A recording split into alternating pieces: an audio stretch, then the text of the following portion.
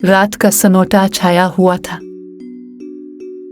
एक चोर दबे पांव घर में दाखिल हुआ। दरवाजा खोला तो अंदर एक बूढ़ी औरत सो रही थी। चरचराहट से बूढ़ी की आंख खुल गई।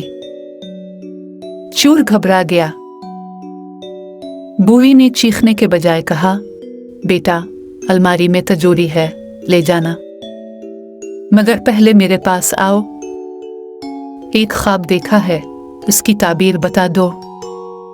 चोर बूढ़ी औरत की नरमी और शफकत से बड़ा मुतासिर हुआ। वो चुपचाप इसके पास जाकर बैठ गया। बूढ़ी ने कहना शुरू किया, बेटा, मैंने ख्वाब में देखा कि मैं एक सुनसान सहरा में भटक रही हूँ। एक चील मेरे करीब आई और 3 बार जोर से पुकारा, माजिद, माजिद, माजिद। फिर अचानक ख्वाब खत्म हो गया और मेरी आंख खुल गई। बताओ तो इस ख्वाब की क्या ताबीर है, बेटा? चोर सोच में पड़ गया। अभी वो ख्वाब की ताबीर सोच ही रहा था कि बराबर वाले कमरे से बूढ़ी का जवान बेटा माजिद अपना नाम बार बार सुनकर जाग गया। वो गुस्से से अंदर आया और चोर की खूब मुरम्मत शुरू कर दी।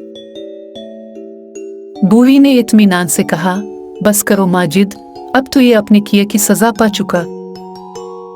चोर हाँफते कांपते बोला, नहीं, नहीं,